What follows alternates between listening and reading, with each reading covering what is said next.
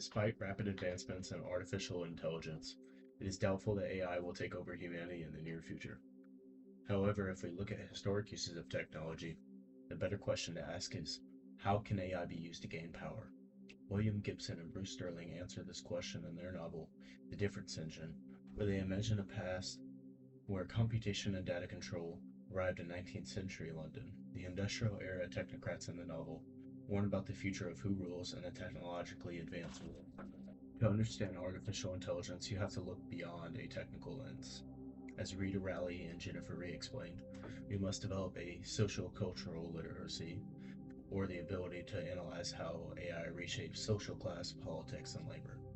When we apply that lens to the difference engine, we see a society divided between the techno-managerial class and the factory workers, a technocratic social structure.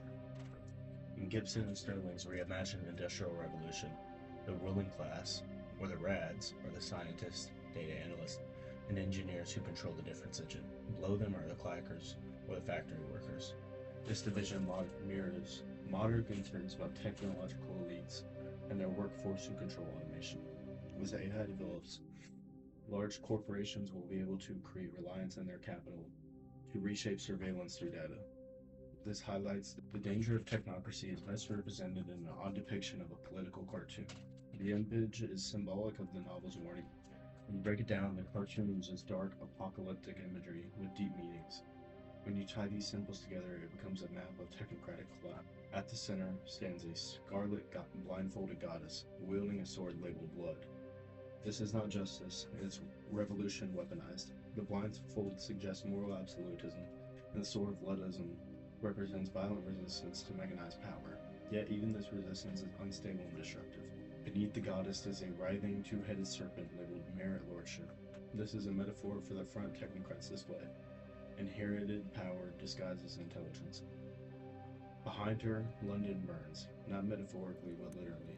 The city is consumed by the very systems meant to rationalize it. Fire becomes the visual metaphor for unchecked ambition. In the sky, dark scrolls of smoke connect all figures, as if information was binding the chaos into a single system.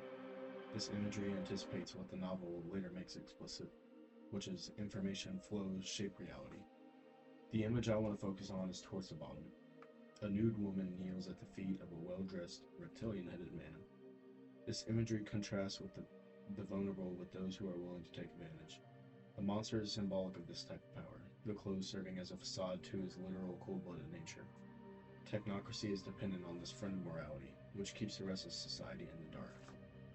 The novel makes clear that information, not physical domination, is the true instrument of control. Gibson and Sterling describe data as drilling through solid stone. Information is all-searching and all-pervasive. This was written in the early stages of the internet, but it perfectly predicts mass surveillance through data profiling. Some may argue that information has no inherent power, but the novel rejects the idea directly. The Rads, through their boldly rational vision of a comprehensive new order, had saved England. How did they accomplish this? Through the total control of data flow. Power is built on surveillance, which allows for control. And this is not far from how modern AI companies function, claiming to optimize society, but secretly controlling flows of behavior. The novel does not offer simple heroes. Through the figure of Captain Swain, a name appended to the historical letters, the book portrays resistance as unstable, uncontrolled, and often destructive. The rebels oppose technocratic domination, but they do not offer a clearly better alternative. Literary scholar Nicholas Spencer describes this tension as ambivalence, comparing sinister multinational corporations to heroic rebel hackers. Technology itself is neither heroic nor evil. It is a force magnified by whom wields it. This is why the cartoon doesn't show justice winning, but chaos and collapse instead. Oppression and resistance mirror each other's violence. The novel's warning aligns with earlier critiques of industrial capitalism. Cheryl Vinn argues that after the Industrial Revolution, science fiction became preoccupied with the social ills wedded to capitalism. The difference engine belongs to that tradition. It shows how innovation, when fused to profit and monopoly, deepens inequality rather than resolving it. Even Charles Babbage himself, the real world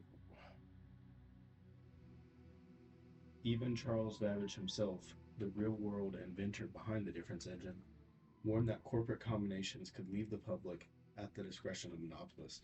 He argued for profit limits to protect society. His fictional counterpart shows what happens when those limits are ignored. The novel's cartoon is not just fantasy. As Gibson and Sterling put it, the mighty locomotive of the mind is still accelerating.